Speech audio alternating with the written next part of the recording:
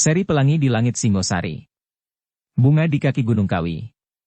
Audiobook, novel silat. Cerita, Esa Mintarja. Bab 9. Mahisa Agni menarik nafas dalam-dalam. Dilihatnya di sekitarnya, alam yang maha luas. Pepohonan, burung-burung di udara, air dan binatang-binatang di dalamnya, rumput dan perdu. Terasalah betapa tangan yang maha agung telah memelihara semuanya itu. Dan karena itulah maka Mahisa Agni menjadi semakin berbesar hati. Ternyata di segala sudut bumi, di antara hutan-hutan belukar, di antara lembah dan ngarai, di segala tempat, bahkan dimanapun yang diangan-angankannya, hadirlah yang maha agung itu. Dan padanya Mahisa Agni memperoleh ketentraman. Mahisa Agni berjalan terus dengan cepat. Tujuannya adalah cukup jauh, sehingga setiap saat harus dimanfaatkannya. Ketika ia berpaling, lamat-lamat dilihatnya Padukuhan Panawijen. Anak muda itu menarik nafas dalam. Padukuhan itu seakan-akan melambai kepadanya. Tanpa sesadarnya Mahisa Agni mengangguk-angguk. Aku akan segera kembali padamu Panawijen. Tetapi tiba-tiba terasa sesuatu berdesir di dada Mahisa Agni. Mahisa Agni sendiri terkejut karenanya. Ketika ia memandang berkeliling tak dilihatnya apapun, selain dataran, sawah yang sudah semakin tipis, pepohonan dan di kejauhan gunung yang biru. Mahisa Agni menjadi berdebar-debar. Tetapi kemudian dihiburnya hatinya sendiri. Ah, alangkah cengengnya aku ini. Aku adalah seorang laki-laki yang dewasa. Sudah sepantasnya aku melakukan perjalanan-perjalanan yang berbahaya. Namun terdengar suara di hatinya. Aku tidak mencemaskan perjalanan ini, tetapi justru mencemaskan nasib Panawijen, nasib Kendedes. Apalagi ketika tiba-tiba saja Mahisa Agni teringat pada mimpinya beberapa waktu yang lalu. Mimpinya tentang Kendedes yang meloncat ke dalam sebuah perahu. Namun akhirnya, baik Kendedes sendiri maupun perahunya tenggelam ditelan oleh ombak yang ganas. Mahisa Agni tiba-tiba menggeram. Namun kemudian diingatnya pula gurunya berkata, "Mimpimu adalah mimpi seseorang yang terlalu banyak tidur, Agni." Mudah-mudahan, gumamnya. Mudah-mudahan mimpiku hanyalah mimpi seseorang yang terlalu banyak tidur. Meskipun demikian ia masih menjadi gelisah karenanya. Bahkan tiba-tiba timbullah keinginannya untuk kembali ke Panawijen. Hambatan yang pertama, katanya menggeram. Memang hambatan yang paling sulit diatasi, adalah hambatan-hambatan yang timbul dari diri sendiri. Karena itu, segera Agni berusaha untuk membulatkan tekadnya kembali. Digelengkan kepalanya seperti akan melepaskan setiap kenangan yang akan dapat menghambatnya. Dan kembali Mahisa Agni berjalan cepat-cepat menjauhi Panawijen. Matahari pun semakin lama menjadi semakin tinggi, dan Mahisa Agni pun semakin lama menjadi semakin jauh dari desanya. Kini telah dilampauinya daerah-daerah persawahan yang paling jauh sekalipun. Di hadapannya terbentang sebuah padang rumput yang diselingi oleh gerumbul-gerumbul perdu. Mahisa Agni pun masih berjalan terus. Ia dapat menempuh jalan yang berbeda-beda. Yang manapun tak ada bedanya. Namun arahnya lah yang harus dijaganya supaya ia tidak tersesat. Gunung Semeru. Dan ia harus melingkari gunung itu dan mencapai kakinya dari arah timur. Ia tidak tahu berapa hari perjalanannya itu berlangsung. Dan tiba-tiba saja Mahisa Agni ingin berjalan lewat padang rumput karautan. Ia tidak tahu kenapa padang rumput itu menariknya. Sebenarnya ia dapat menempuh jalan lain, lewat Tarampak atau Kaligeneng. Meskipun telah diketahuinya bahwa kini hantu yang bernama Ken Arok itu telah tidak ada di sana, namun sebuah kenangan yang aneh telah menariknya. Sebelum Mahisa Agni menyadari, ia telah berjalan menurut jalan ke padang rumput karautan. Meskipun betapa panasnya. Ditaruhnya bungkusan bekalnya di atas kepalanya, untuk mengurangi panas yang seakan-akan membakar rambutnya. Tetapi padang rumput itu tampaknya masih sepi. Jalan yang menjelujur di antaranya masih belum tampak banyak dilewati orang, bahkan masih ditumbuhi oleh rumput-rumput liar. Hanya rombongan-rombongan yang besarlah yang berani lewat di padang rumput itu.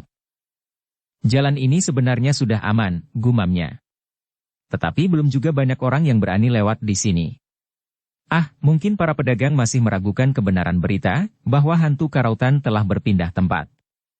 Agni tersenyum sendiri. Alangkah lucunya seandainya ia sendiri menggantikannya di sini. Kalau saat itu aku bunuh Ken Arok, mungkin sekali aku menjadi penghuni di padang rumput ini.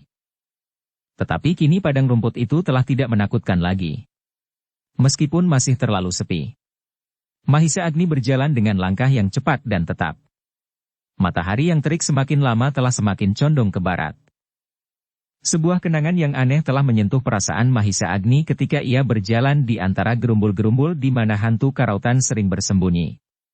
Di antara gerumbul-gerumbul itu pula lah ia mendengar Ken Arok berkata kepadanya, bahwa jalan yang benar itu terlalu sempit dan jelek, sedang jalan ke arah yang salah itu selalu licin dan lapang.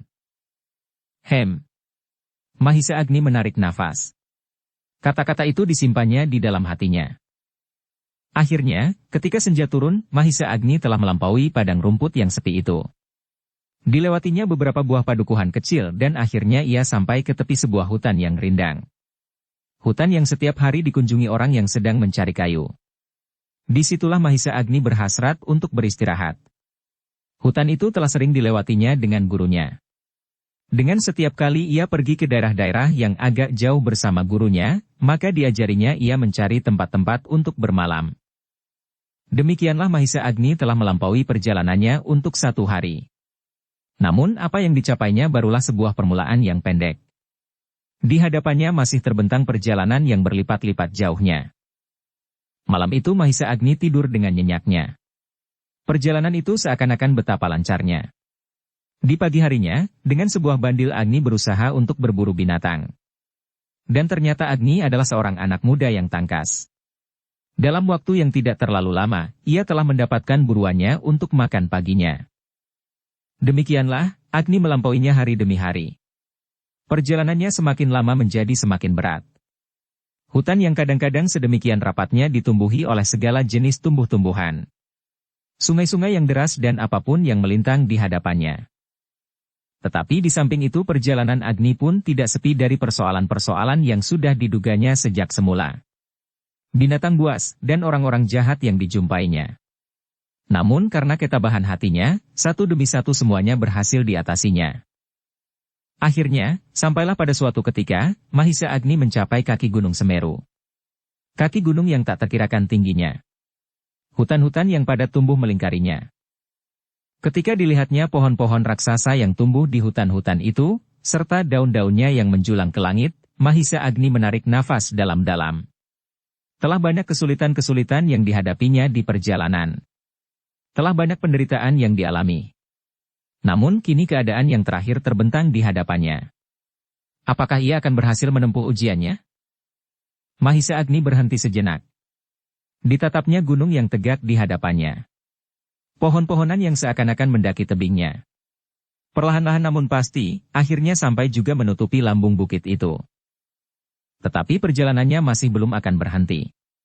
Meskipun gunung itu seakan-akan telah tegak di hadapannya, namun perjalanan yang harus ditempuhnya masih jauh. Apalagi ia harus menemukan sebuah rawa-rawa di lereng sebelah timur gunung itu. Sehingga dengan demikian ia masih harus berjalan melingkar. Kembali Mahisa Agni melangkahkan kakinya. Kini ia tidak berjalan terlalu cepat. Perlahan-lahan, sedang berbagai persoalan membelit hatinya. Ia merasa betapa kecil dirinya di antara pohon-pohon raksasa, batu-batu besar dan gunung yang menjulang itu. Dan betapa kecil pula dirinya, lebih-lebih lagi dihadapkan kepada yang telah menciptakan alam ini. Namun, betapapun juga, Mahisa Agni merasa bersyukur bahwa sebagian perjalanannya telah dilampauinya. Jarak yang ditempuhnya telah melampaui jarak yang akan dilaluinya.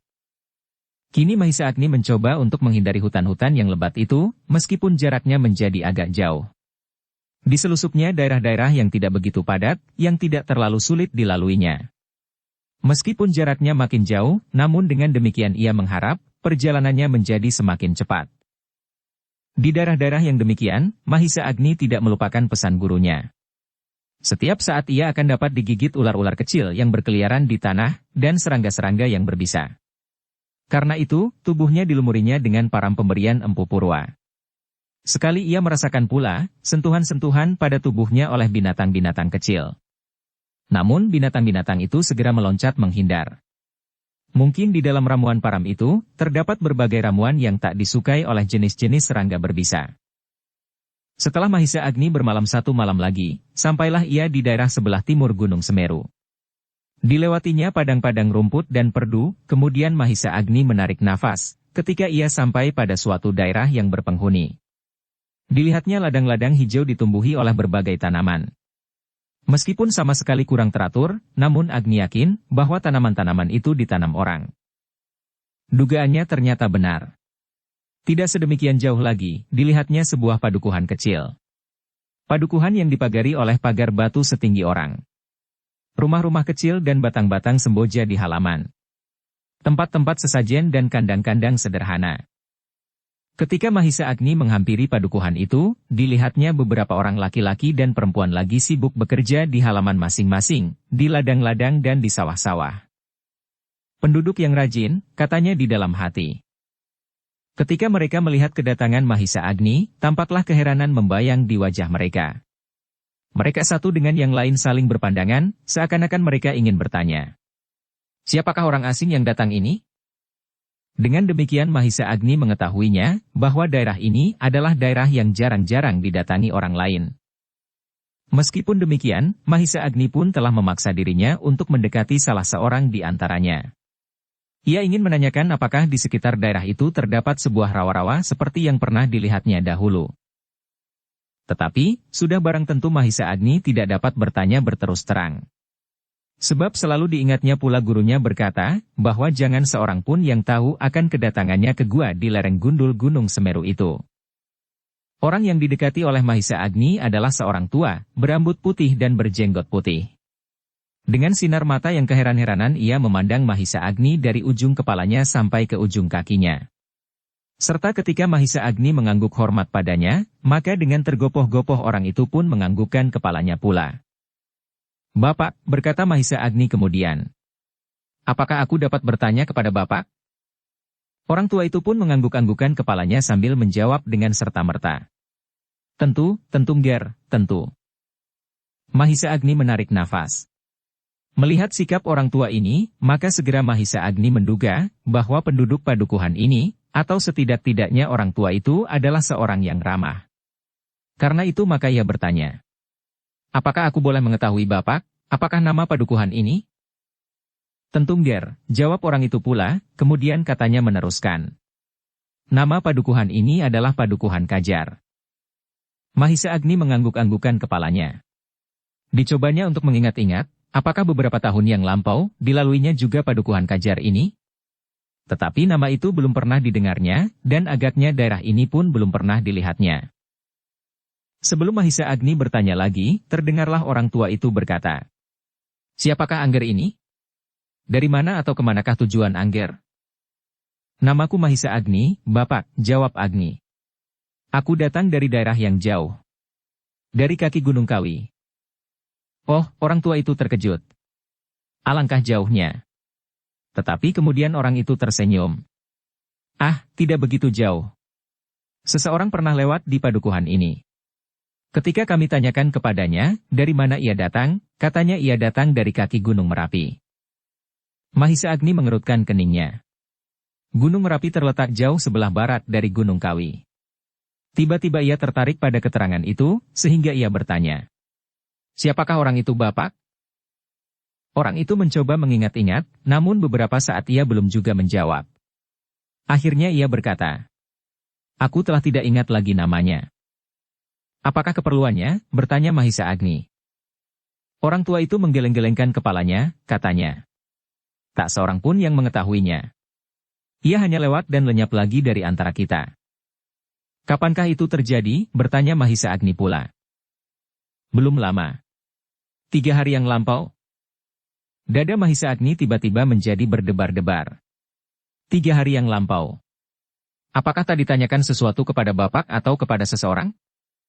Orang tua itu menggeleng. Tidak, katanya. Mahisa Agni tiba-tiba mencoba menghubungkan kedatangan orang itu dengan akar uregu di dalam gua seperti yang ditunjukkan gurunya. Tetapi ia tidak dapat menanyakannya kepada orang tua itu. Yang ditanyakan kemudian adalah, kemanakah orang itu pergi Bapak? Ke selatan, jawabnya. Sampai kemanakah jalan yang ke selatan ini? Bertanya Mahisa Agni. Jalan itu buntu, Nger, jawab orang itu. Lalu kemanakah orang dari kaki Gunung Merapi itu pergi? Orang tua itu menggeleng. Katanya, entahlah. Yang kami ketahui jalan ke selatan ini akan menuju ke rawa-rawa. Ke rawa-rawa? Mahisa Agni mengulang. Orang itu mengangguk-angguk. Ia pun kemudian menjadi heran. Mahisa Agni ternyata menaruh minat pada keterangannya. Apakah rawa-rawa itu masih jauh? Tidak terlalu jauh, jawabnya. Tidak sampai sehari Angger akan sampai ke rawa-rawa itu. Dahi Mahisa Agni pun kemudian tampak berkerut-kerut. Orang dari Gunung Merapi itu benar-benar menarik perhatiannya. Ah, mudah-mudahan orang itu mempunyai keperluan yang lain, katanya di dalam hati. Kemudian terdengar Mahisa Agni bertanya pula. Bapak, apakah masih ada padukuhan lain di sekitar padukuhan ini? Ada Angger. Di sebelah utara, jawab orang itu. Yang lebih dekat di bawah kaki Gunung Semeru? Orang itu menggeleng. Jawabnya. Hutan itu masih terlampau padat. Tak seorang pun yang ingin menebangnya. Di daerah-daerah lain, tanah masih berlimpah-limpah. Mahisa Agni mengangguk-anggukan kepalanya. Kemudian katanya. Baiklah Bapak. Aku hanya ingin lewat di padukuhan ini. 5-6 hari lagi, mungkin aku akan kembali lewat jalan ini pula. Orang tua itu pun menjadi bertambah heran. Katanya, apakah Angger juga akan pergi ke selatan? Mahisa Agni mengangguk. Ke rawa-rawa itu? Mahisa Agni ragu-ragu sebentar. Namun kemudian ia mengangguk pula sambil menjawab. Aku hanya ingin melihat rawa itu. Tampaklah sinar mata yang aneh memancar dari wajah orang tua itu. Gumamnya. Aneh. Rawa itu sangat berbahaya. Banyak binatang-binatang berbisa di sekitarnya. Dan tak ada sesuatu yang menarik untuk dilihat. Apakah Bapak pernah mengunjungi rawa itu? Tentu. Setiap laki-laki di daerah ini harus mengenal daerah-daerah di sekitarnya. Aku pernah juga mendaki kaki gunung itu meskipun begitu tinggi. Tetapi seperti yang aku katakan, bagi Angger, tak ada yang dapat menarik perhatian. Mahisa Agni mengangguk-anggukan kepalanya. Kemudian katanya, terima kasih, Bapak. Mungkin tak ada yang akan menarik perhatian setelah aku melihatnya. Namun aku ingin membuktikannya. Orang tua itu pun menjadi bertambah heran. Katanya pula, Angger hanya akan membuang-buang waktu saja. Atau apakah Angger mengenal orang dari Gunung Merapi itu? Mahisa Agni menggeleng. Tidak, jawabnya. Aku sama sekali tidak mempunyai kepentingan dengan orang itu, juga dengan rawa-rawa di sebelah selatan. Aku adalah seorang perantau. Aku hanya ingin melihat apa saja. Aneh, gumam orang tua itu. Tetapi terserahlah kepada Angger. Namun kami, penduduk Kajar, ingin mempersilakan Angger untuk mampir di padukuhan kami. Mahisa Agni mengangguk. Katanya, terima kasih Bapak. Nanti apabila aku kembali. Orang tua itu tidak berhasil mempersilakan Agni untuk singgah di kampungnya. Mahisa Agni tiba-tiba menjadi tergesa-gesa. Orang yang lewat 3 hari yang lalu sangat mempengaruhi perasaannya. Adakah orang lain yang pernah mendengar pula tentang akar regu yang berwarna putih itu, katanya di dalam hati. Karena itu dengan tergesa-gesa Mahisa Agni meneruskan perjalanannya lurus ke selatan. Tiba-tiba setelah ia berjalan beberapa lama, segera ia tertegun.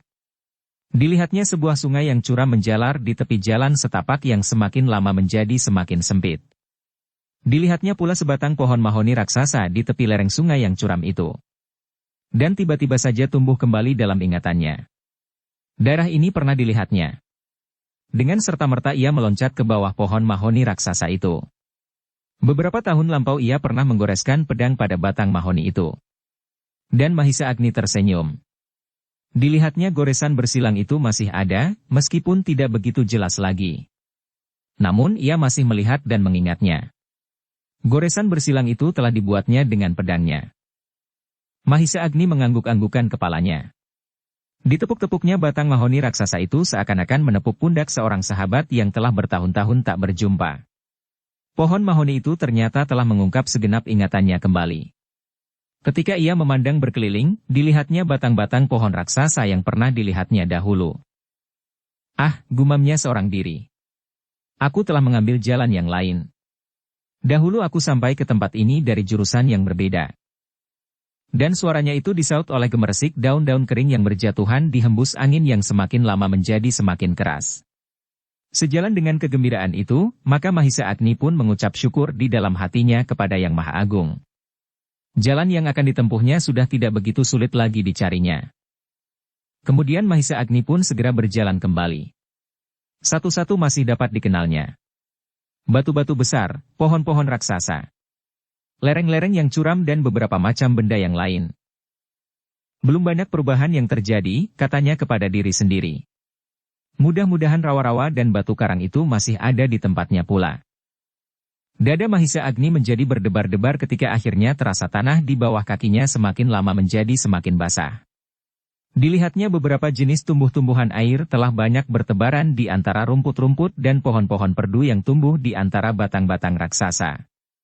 Dan hutan pun menjadi semakin lama semakin padat.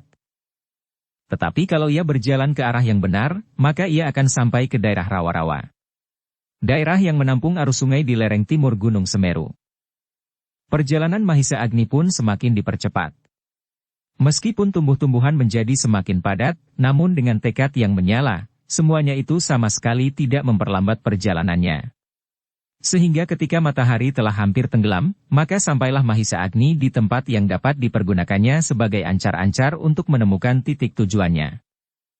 Mahisa Agni menjadi semakin gembira, ketika dalam keremangan senja dilihatnya sebuah bayangan yang kehitam-hitaman. Kini Mahisa Agni menjadi semakin tidak sabar lagi. Meskipun matahari telah lenyap di balik gunung, namun Mahisa Agni sama sekali tidak menghiraukannya. Bahkan ia kemudian berlari-lari kecil, melompati pohon-pohon perdu dan menyusup batang-batang menjalar yang tersangkut di pepohonan.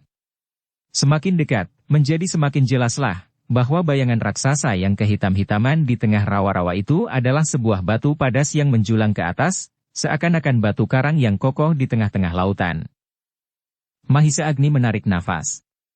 Sekali lagi ia bersyukur di dalam hatinya. Kini jalan yang harus ditempuhnya tidak begitu jauh lagi.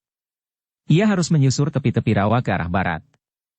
Dan nanti akan ditemuinya sebuah lereng yang gundul, seakan-akan sebuah dinding raksasa yang membatasi dua dunia yang berlainan. Tetapi tiba-tiba diingatnya kembali pesan gurunya. Seterusnya ia harus berjalan malam hari. Banyak alasan yang menyebabkan gurunya berpekan demikian kepadanya. Dan ia pun percaya sepenuhnya, bahwa apabila tak ada sesuatu yang sedemikian pentingnya, maka tak akan gurunya berpesan demikian kepadanya. Ketika Mahisa Agni menebarkan pandangannya, dilihatnya daerah sekitarnya pun menjadi semakin kelam. Bahkan kemudian warna-warna yang hitam seakan-akan turun dari langit menyelimuti seluruh permukaan bumi. Namun Mahisa Agni masih ingin beristirahat. Duduklah ia di atas sebuah batu yang cukup besar. Diurainya bungkusan bekalnya. Masih ditemukannya beberapa jenis buah-buahan yang didapatnya di perjalanannya. Sebentar lagi aku harus berjalan kembali, katanya di dalam hati. Kalau aku beristirahat malam ini, maka ini berarti bahwa malam besok aku baru dapat berjalan kembali. Dengan demikian aku akan banyak kehilangan waktu. Dan kembali hatinya berdesir ketika diingatnya kata-kata orang tua di Kajar, bahwa seseorang telah berjalan ke rawa-rawa ini 3 hari yang lalu. Apakah orang itu juga akan mengambil akar wegu di gua itu? Pertanyaan itu melingkar-lingkar di dalam dadanya. Dan karena itu maka tiba-tiba Agni berdiri. Katanya, aku harus berangkat sekarang. Sekali lagi Mahisa Agni menebarkan pandangannya berkeliling. Gelap dan yang dilihatnya hanyalah warna-warna hitam, seakan-akan dunianya telah dibatasi oleh dinding hitam kelam. Mahisa Agni itu pun kemudian membenahi bungkusan-bungkusannya kembali. Kini bungkusan itu tidak disangkutkannya lagi di tongkatnya. Dipergunakannya tongkatnya untuk meraba-raba jalan yang akan dilaluinya. Desahnya. Aku rasa jalan sudah tidak terlampau jauh. Namun gelapnya bukan main. Mudah-mudahan sebelum pagi aku telah mencapai dinding gundul itu. Mahisa Agni pun kemudian mulai melangkahkan kakinya kembali. Perasaan penatnya tiba-tiba tersapu oleh kegelisahannya. Gelisah karena seseorang pun telah pergi ke daerah rawa-rawa ini. Kalau orang itu pergi juga ke gua itu, maka pasti ia belum kembali. Aku sangka, ia pun akan kembali lewat jalan ini, sebagaimana ia datang, katanya di dalam hati untuk menghibur kegelisahannya sendiri. Sementara itu, setapak demi setapak Mahisa Agni itu maju juga. Alangkah sulitnya berjalan di malam hari di daerah-daerah yang hampir tak dikenalnya. Untunglah bahwa gurunya telah membekalinya dengan sejenis param yang dapat menghalau binatang berbisa dari tubuhnya. Malam itu kelamnya bukan main.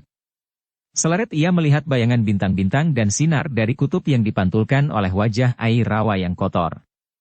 Selebihnya hitam. Namun Mahisa Agni mencoba untuk tidak tersesat. Ia berusaha berjalan sepanjang pinggir rawa-rawa yang tidak begitu dapat ditumbuhi pepohonan. Bahkan kemudian sampailah ia di satu dataran yang luas, yang hanya ditumbuhi oleh rumput liar dan beberapa jenis perdu. Tetapi, katanya kemudian, daerah seberang padang rumput ini adalah daerah yang terjal. Aku harus sangat berhati-hati, supaya aku tidak terguling masuk ke dalam rawa. Mahisa Agni menarik nafas dalam-dalam. Suasana ujian yang berat, gumamnya. Namun hatinya yang bulat itu sama sekali tak tergerak oleh kesulitan-kesulitan yang dihadapinya. Sebab sadar, bahwa taruhannya pun sangat berharga. Kemudian katanya kepada diri sendiri. Apakah aku akan dapat mencapai lereng gundul itu sebelum pagi? Kemudian dijawabnya sendiri. Aku tidak perlu tergesa-gesa. Besok atau lusa tak ada bedanya. Tetapi orang yang lewat 3 hari yang lalu itu, terdengar sebuah pertanyaan di sudut hatinya. Karena itu, maka kegelisahan di hati Mahisa Agni menjadi semakin melonjak-lonjak. Dan karena itu, ia berusaha untuk mempercepat langkahnya. Kalau orang itu pergi juga ke sana, katanya di dalam hati. Semoga aku sempat menyusulnya. Dan Mahisa Agni pun berusaha untuk berjalan lebih cepat. Dilihat bintang-bintang di langit supaya ia tetap pada arahnya. Bintang bubuk penceng yang menolongnya menentukan arah perjalanannya. Tetapi tiba-tiba langkah Mahisa Agni terhenti. Perlahan-lahan ia mendengar gemeresik daun di dalam gerumbul perdu. Mahisa Agni mencoba untuk mempertajam pendengarannya. Dan gemeresik itu didengarnya kembali. Ketika ia memandang daun-daun di sekitarnya, ternyata angin tidak cukup kencang untuk menimbulkan bunyi itu, sehingga segera diketahuinya bahwa pasti ada sesuatu di dalam gerumbul itu. Binatang atau manusia. Karena itu, maka Mahisa Agni pun segera bersiaga untuk menghadapi setiap kemungkinan yang dapat datang. Kalau yang bersembunyi itu binatang, maka akan sangat menggelikan sekali. Namun ingatannya selalu saja tersangkut kepada orang yang lewat 3 hari yang lalu di daerah ini. Tetapi Mahisa Agni terkejut ketika tiba-tiba didengarnya sebuah suara yang aneh. Namun kemudian ia pasti, suara itu adalah suara seseorang yang sedang mengerang. Maka, dengan gerak naluriah Mahisa Agni segera meletakkan bungkusannya dan bersiaga untuk menghadapi setiap kemungkinan. Sesaat kemudian meledaklah suara tertawa dari dalam gerumbul itu. Semakin lama semakin jelas. Nadanya tinggi melengking memekakkan telinga. Semakin lama suara itu menjadi semakin keras. Bahkan kemudian terasa seperti menghentak-hentak pada Mahisa Agni. Dengan demikian Mahisa Agni pun harus memusatkan segenap daya tahannya. Lahir dan batin untuk melawan suara tertawa itu. Suara yang pengaruhnya seakan-akan dapat mengguncangkan kesadarannya. Dengan mendengar suara itu Mahisa Agni segera dapat meraba-raba betapa berbahayanya orang yang bersembunyi itu. Suara tertawanya sudah mampu mengguncangkan dadanya tanpa menyentuhnya. Apalagi tangannya. Namun Mahisa Agni telah dibekali dengan berbagai ilmu oleh gurunya, sehingga dengan demikian, maka betapapun ia masih mampu untuk mempertahankan kesadaran dan keseimbangan perasaannya. Bahkan kemudian terdengar Mahisa Agni itu berkata lantang. Ah Tuan ternyata menunggu aku di sini. Suara tertawa itu tiba-tiba berhenti. Dan meloncatlah dari dalam gerumbul itu sebuah bayangan hitam yang tidak begitu jelas di dalam malam yang kelam. Namun Mahisa Agni masih juga dapat melihat wujud dan bentuk rubuh itu. Tidak terlalu tinggi, namun tampaknya dadanya lebar dan perutnya besar. Tetapi ia tidak dapat melihat tubuh itu dengan jelas. Yang terdengar kemudian orang itu berkata dengan suaranya yang parau. Hi, akhirnya kau lewat juga di sini setelah berbulan-bulan aku menunggumu. Mahisa Agni terkejut mendengar kata-kata orang itu. Berbulan-bulan ia menunggu. Dengan demikian maka orang ini sama sekali bukan orang yang digelisahkannya, yang 3 hari yang lampau berjalan mendahuluinya. Meskipun demikian Mahisa Agni masih harus mencoba mengetahui, siapakah yang sedang dihadapinya itu. Orang itu, yang baru saja meloncat dari dalam gerumbul itu, kemudian berjalan perlahan-lahan mendekatinya. Dalam malam yang gelap itu, jelas dapat dilihat oleh Mahisa Agni bahwa orang itu berjalan agak timpang. Meskipun demikian nampaknya orang timpang, itu cukup tangkas dan lincah. Beberapa langkah di hadapan Mahisa Agni, orang timpang itu berhenti. Ditatapnya wajah Agni dan kemudian dengan suaranya yang parau ia bertanya. "Nah, anak muda. Akhirnya kau datang juga." Mahisa Agni menjadi berdebar-debar mendengar sapa itu. Jawabnya. "Apakah kau sedang menunggu seseorang di sini?" "Ah, jangan berpura-pura. Aku sudah menunggumu sejak berbulan-bulan yang lalu. Hampir aku menjadi putus asa. Namun akhirnya kau datang juga," sahut orang timpang itu. Mahisa Agni mengerutkan keningnya. Kemudian tiba-tiba ia berkata menyentak. "Jangan bohong. Kau baru 3 hari datang di tempat ini. Bukankah kau baru datang dari Gunung Merapi?" Orang timpang itu terkejut. Sesaat ia berdiam diri. Namun tiba-tiba terdengar kemudian tawanya berderai. Jawabnya. "Jangan mengada-ada. Apakah kau sedang bermimpi?" Mahisa Agni pun tertawa. Ia tidak mau tenggelam dalam pembicaraan yang melingkar-lingkar, yang seakan-akan ingin menyeretnya dalam persoalan yang tak dimengertinya. "Orang ini sedang menjebak aku," katanya di dalam hati. Karena itu ia menjawab. "Apakah kau melihat aku sedang tidur?" Orang timpang itu mengerutkan keningnya. Sekali lagi ia menatap wajah Mahisa Agni dengan seksama. Gumamnya. "Sayang, malam begini gelap. Namun aku dapat menduga bahwa kau adalah seorang anak muda yang tampan. Siapakah namamu?" Mahisa Agni tidak segera menjawab. Ia menjadi ragu-ragu sejenak. Apakah orang itu perlu mengetahui namanya? Maka sebelum persoalannya menjadi jelas, maka ia tidak ingin menyebut namanya. Karena itu ia tidak menjawab pertanyaan orang timpang itu, bahkan terdengar ia bertanya. "Siapakah kau?" Orang itu menjadi heran mendengar pertanyaan Agni. Katanya. "Hi, anak muda.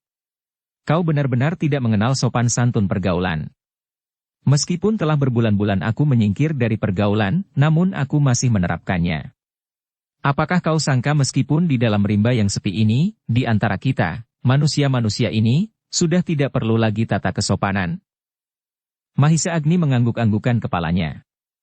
Sambil tertawa pendek ia menjawab. "Apakah kau memperkenalkan dirimu dengan sopan kepadaku? Apakah suara tertawamu itu pun menunjukkan tata pergaulan orang-orang beradab? Kisanak, aku telah mencoba menyesuaikan diriku dengan caramu menyambut kedatanganku." Terdengar orang timpang itu menggeram. Suaranya yang parau menjadi semakin parau. Dalam keremangan malam itu, semakin lama Mahisa Agni menjadi semakin jelas melihat wajah orang timpang itu. Wajahnya pun agaknya telah berkerut-kerut dan beberapa bagian tampaknya telah menjadi cacat. Sahut orang timpang itu. "Jangan terlalu sombong." "Tidak," jawab Agni. "Pertemuan kita adalah pertemuan yang aneh. Apakah dalam pertemuan yang demikian kau perlu mengenal namaku? Kalau kau merasa bahwa kedatangan seseorang yang telah kau tunggu-tunggu, maka aku sangka kau telah mengenal aku." "Kau memang pandai berbicara anak muda," berkata orang timpang itu. "Tetapi kepandaianmu berbicara belum mencerminkan kejantananmu, meskipun aku yakin bahwa kau pasti bukan orang kebanyakan. Ternyata kau telah berani menempuh perjalanan ini. Nah, sekarang katakan, apa perlumu?" bertanya Agni tiba-tiba. Kembali orang itu terkejut. Sesaat ia berdiam diri, namun kemudian ia menjawab. "Kau belum menjawab, siapa namamu?" "Pertanyaanmu tak akan kujawab. Kau pun menyembunyikan beberapa persoalan. Kau sama sekali belum lama berada di daerah ini. Kenapa kau katakan telah berbulan-bulan?" "Aku memang telah berbulan-bulan berada di tempat ini. Ketahuilah, orang yang kau katakan, yang datang 3 hari yang lampau ke daerah ini, dan datang dari Gunung Merapi itu, selamanya tidak akan kembali lagi." Dada Mahisa Agni berdesir mendengar jawaban itu. Matanya tiba-tiba menjadi semakin tajam memandang wajah orang timpang yang menyeramkan ini. Dan tiba-tiba saja, Mahisa Agni telah bersiap menghadapi setiap kemungkinan. Yang terdengar kemudian ia bertanya. "Kemana orang itu?" "Orang itu pun terlalu sombong seperti kau. Ia tidak mau menyebut namanya, selain asalnya itu, dari Gunung Merapi." "Nah, sekarang tak seorang pun yang tahu, mayat siapakah yang telah terapung-apung di rawa-rawa itu.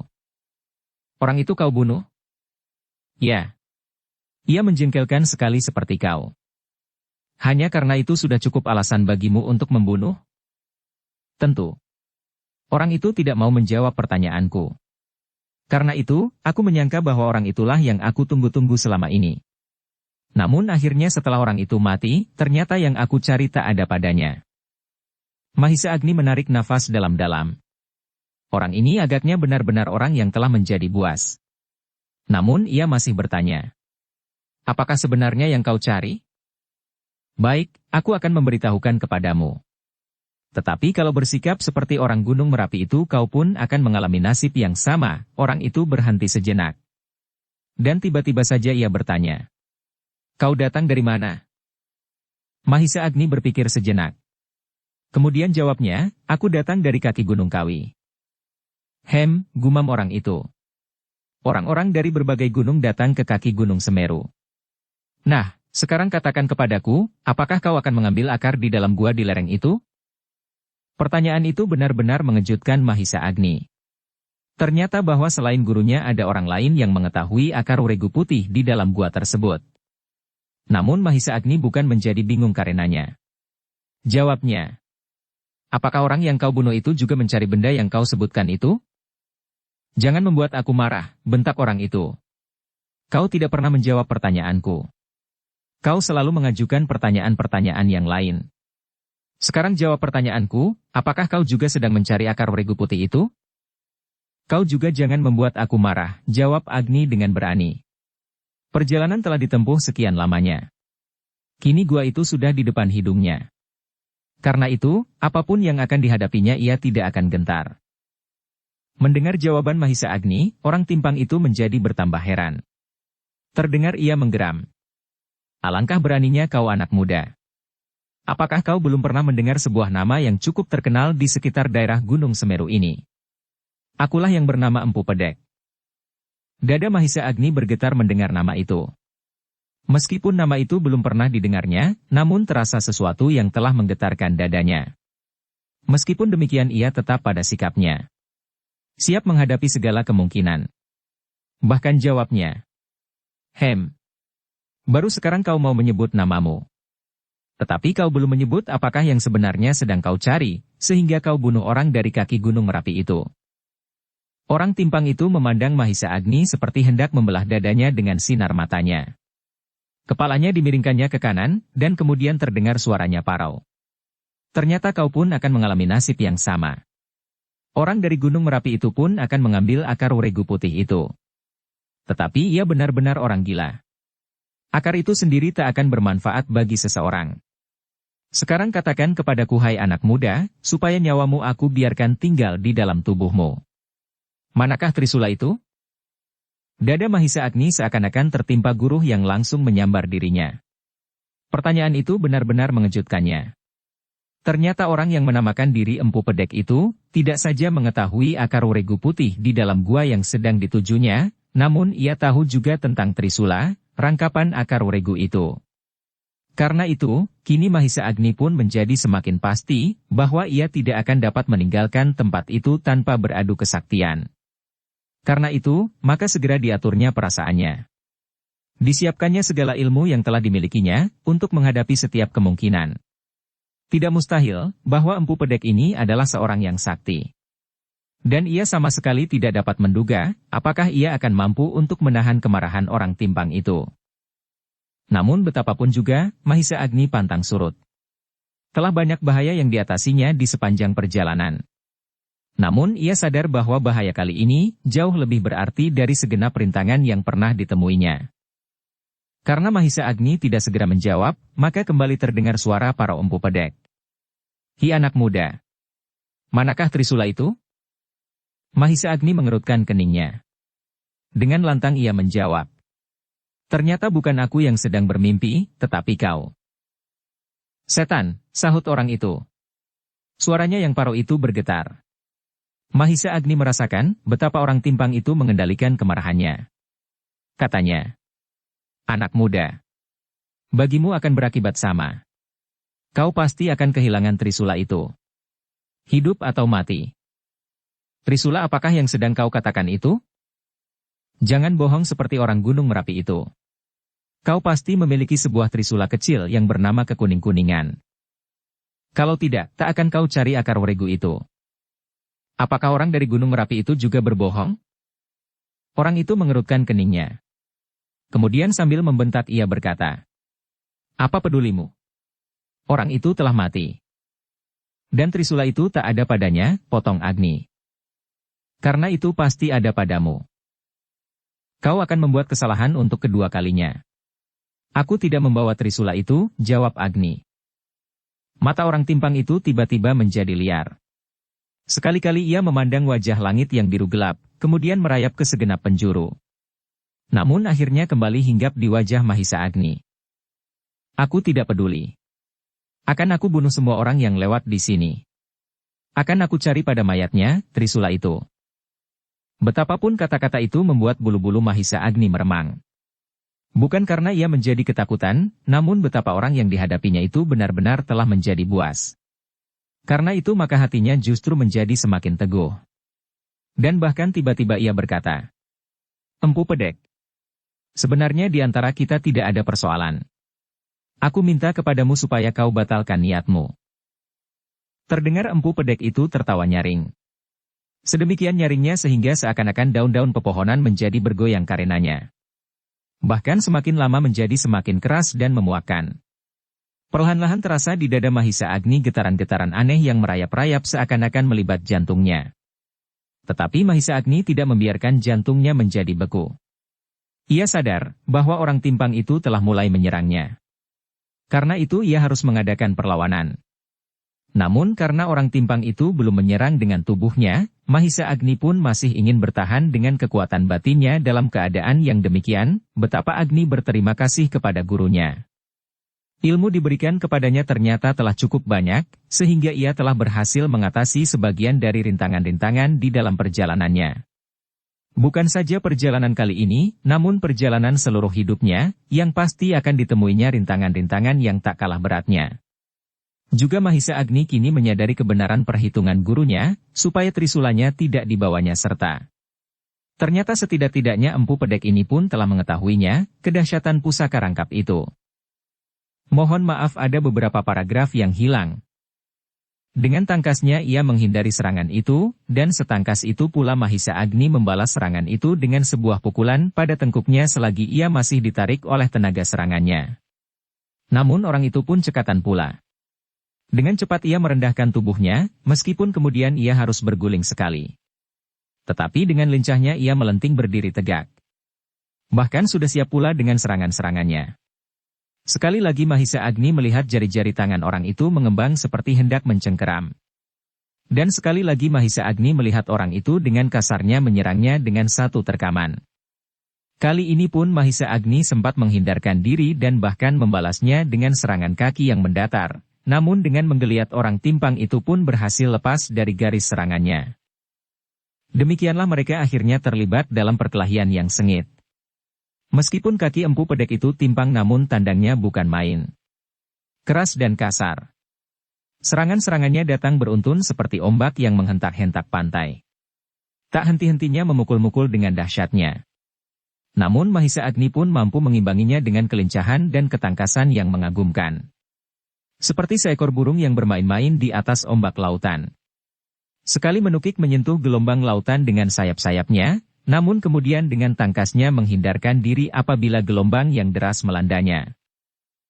Mahisa Agni pernah bertempur melawan hantu padang rumput karautan yang dengan kasar menyerangnya. Namun kekuatan mereka berbeda. Hantu padang karautan itu sama sekali bukan seorang yang tangkas dan mampu menghindari serangan-serangan lawannya, namun tubuhnya lah yang seakan-akan menjadi kebal. Tetapi hantu kaki Gunung Semeru ini benar-benar memiliki ketangkasan dan kecepatan bergerak. Namun kekuatannya tidak sebesar hantu karautan. Sekali-sekali apabila kekuatan mereka berbenturan, maka Empu Pedek itu pun terdorong surut meskipun Mahisa Agni pun tergetar pula. Tetapi sekali-kali Mahisa Agni mendengar orang timpang itu berdesis menahan sakit seperti dirinya yang kadang-kadang harus menyeringai oleh sengatan-sengatan tangan orang timpang itu. Perkelahian itu semakin lama menjadi semakin dahsyat. Dalam malam yang kelam itu, keduanya seolah-olah telah menjelma menjadi bayangan-bayangan kabut yang berputar-putar karena angin pusaran. Masing-masing melihat lawannya dari arah yang membingungkan, meskipun mereka berdua kadang-kadang terpelanting pula, terbanting di atas tanah yang lembab itu.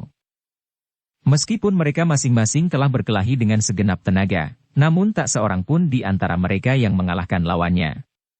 Orang timpang itu ternyata bertenaga sekuat tenaga seekor harimau belang, namun Mahisa Agni pun mampu bertempur setangguh banteng jantan. Namun betapapun mereka berdua memiliki tenaga yang melampaui tenaga orang kebanyakan, serta betapa mereka mampu mengungkit tenaga-tenaga cadangan yang tak dapat dilakukan oleh orang lain, namun karena mereka telah memeras diri dalam perkelahian itu, maka tenaga mereka pun semakin lama menjadi semakin susut. Tidak saja karena mereka kehilangan banyak tenaga, namun tubuh mereka pun telah menjadi merah biru dan perasaan nyeri hampir membakar segenap tulang daging mereka. Demikianlah, maka perkelahian yang dahsyat, yang seolah-olah benturan dari dua angin pusaran yang berlawanan arah itu, semakin lama menjadi surut. Dengan sisa-sisa tenaga mereka yang terakhir mereka mencoba untuk menenangkan perkelahian itu. Gila, terdengar Empu Pedek mengumpat. Kau mampu bertahan melampaui orang dari gunung api itu? Mahisa Agni tidak menjawab. Namun ia pun menggeram. Bukan main. Tetapi jangan coba halangi aku.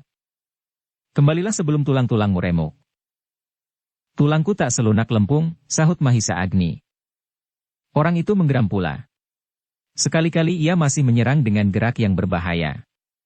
Namun kecepatan telah jauh berkurang, sehingga meskipun Mahisa Agni pun telah kelelahan, namun ia masih mampu untuk setiap kali menghindarinya. Bahkan Agni pun masih juga sempat membalasnya dengan serangan-serangan yang tidak kalah berbahayanya. Malahan kemudian dengan sisa-sisa tenaganya yang terakhir, Mahisa Agni masih mampu untuk mengenainya beberapa kali. Dengan sebuah sambaran kaki mendatar, Mahisa Agni berhasil menghantam lambung orang timpang itu. Empu Pedek tidak menyangka bahwa hal demikian masih bisa terjadi. Karena itu, tiba-tiba ia terdorong beberapa langkah surut. Mahisa Agni tidak melepaskan kesempatan itu. Betapapun kakinya terasa berat, namun dipaksanya juga ia meloncat 2 loncatan, kemudian tangan kanannya terayun deras sekali mengenai dagu Empu Pedek. Terdengarlah sebuah rintihan yang patah, dan wajah itu pun terangkat dan sekali lagi sebuah sentakan tangan Agni mengenai perutnya. Kini Empu Pedek sekali lagi terdorong surut, dan kepalanya tertarik ke depan. Namun orang timpang itu tidak mau mukanya jadi hancur sama sekali. Ketika ia melihat tangan Mahisa Agni menyambar sekali lagi, orang itu sempat memiringkan kepalanya, sehingga tangan itu meluncur di samping telinganya. Demikian kerasnya Agni mengayunkan tangannya dengan sisa-sisa tenaganya maka kini ia terhuyung-huyung oleh tarikan tenaganya sendiri. Empu Pedek pun tak membiarkannya memperbaiki keseimbangannya. Sebuah pukulan menyentuh tengkuk Mahisa Agni. Tidak terlalu keras, karena tenaga orang timpang itu telah hampir habis pula, namun sentuhan itu telah cukup mendorongnya, sehingga Mahisa Agni jatuh terjerembab. Mahisa Agni yang telah kehilangan sebagian besar dari tenaganya itu, tidak mampu lagi untuk segera melenting berdiri, sehingga karena itu, maka segera ia berguling dan melihat apa yang akan dilakukan oleh Empu Pedek itu. Empu Pedek yang melihat Agni terjerembab, dan kemudian berguling menengadah, tiba-tiba menyeringai mengerikan sambil tertawa liar. Katanya hampir berteriak. Akhirnya aku pun berhasil membunuhmu. Mahisa Agni masih menyadari keadaannya sepenuhnya. Ia mendengar orang timpang itu berkata demikian. Karena itu, maka segera Agni pun mengumpulkan sisa-sisa kekuatannya, dan menanti apakah yang akan dilakukan oleh Empu Pedek itu. Ternyata Empu Pedek itu segera bersikap, kedua tangannya terjulur ke depan dengan jari-jari mengembang. Dengan dahsyatnya ia berteriak. Kemudian dengan satu loncatan panjang ia menerka Mahisa Agni. Tetapi loncatannya telah tidak sedemikian garang. Namun Agni pun tidak setangkas semula, sehingga ia tidak mampu menghindari terkaman itu. Dengan jari-jari tangannya Empu Pedek berusaha untuk mencekik leher Mahisa Agni. Namun Mahisa Agni tidak membiarkannya kuku-kuku orang timpang itu menembus kulit lehernya. Dengan secepat yang dapat dilakukan, Agni memasukkan kedua tangannya di antara tangan-tangan Empu Pedek. Dengan satu gerak yang menyentak ia mengembangkan tangannya. Setan, teriak Empu Pedek. Dengan serta-merta tangannya itu pun terlepas, sehingga hampir saja wajahnya terjerembab menghantam wajah Mahisa Agni. Meskipun demikian, Empu Pedek tak mau melepaskan Mahisa Agni. Dengan serta-merta pula, orang timpang itu melingkarkan tangannya ke leher Agni, sehingga dengan sebuah tekanan yang kuat, leher anak muda itu terjepit di antara kedua bagian tangan lawannya. Dengan kedua tangannya Agni mencoba melepaskan jepitan itu. Namun sia-sia, bahkan terasa tangannya seakan-akan telah lenyap. Karena itu, maka kemudian Agni pun berbuat serupa. Dilingkarkannya tangannya ke leher Empu Pedek, dan dengan sisa-sisa tenaganya, ia pun menjepit leher itu dengan kedua bagian tangannya. Kini mereka berdua berguling-guling di tanah yang lembab becek itu. Tangan mereka masing-masing seakan-akan telah terkunci di leher lawan. Dengan segenap tenaga-tenaga yang dikenal sehari-hari, tenaga ungkapan dari ilmu-ilmu mereka, serta tenaga-tenaga cadangan telah mereka kerahkan. Seandainya peristiwa itu terjadi pada saat-saat mereka baru mulai, mungkin kedua-duanya tak akan mampu untuk meneruskan perkelahian itu, sebab nafas-nafas mereka akan terputus karenanya. Tetapi kini mereka telah kelelahan, sehingga tenaga mereka pun telah jauh berkurang. Dalam keadaan yang demikian itu, dalam keadaan yang seakan-akan tak berakhir itu, Agni sempat menyentakkan tangannya. Terdengar lawannya berdesah, namun tiba-tiba lawannya itu memekik keras, dan dengan sebuah sentakan ia menggeliat, dan melepaskan diri dari jepitan tangan Agni setelah tangannya sendiri dilepaskannya. Mahisa Agni terkejut. Ia berusaha menangkap kembali orang timpang itu, namun Empu Pedek segera berguling-guling. Mahisa Agni pun segera menggulingkan dirinya pula. Tetapi ia terlambat beberapa saat. Dengan terhuyung-huyung Empu Pedek berdiri dan dengan serta-merta ia berlari tertatih-tatih masuk ke dalam semak-semak yang rimbun. Mahisa Agni pun segera berdiri pula. Tetapi kakinya serasa seberat timah. Beberapa langkah ia maju mengejar Empu Pedek, tetapi ketika kakinya terperosok sebuah lekukan tanah yang kecil, ia kehilangan keseimbangan dan hampir saja ia jatuh kembali. Namun ia masih mendengar Empu Pedek itu berkata dari balik rimbunnya daun-daun belukar. Sekarang kau memenangkan perkelahian ini anak muda. Namun jangan mengharap kau dapat kembali. Aku akan menunggumu sampai kau turun dari gua itu. Kenapa kau licik? Teriak Agni yang marah. Marilah kita selesaikan persoalan kita sekarang. Jangan besok atau lusa atau kapanpun. Tetapi Empu Pedek tidak menyahut. Yang terdengar kemudian adalah nafas Mahisa Agni sendiri. Ternganga dan serasa hampir putus di dadanya. Bahkan kembali terasa Mahisa Agni kehilangan keseimbangan. Kepalanya menjadi pening dan dunia ini seakan-akan berputar.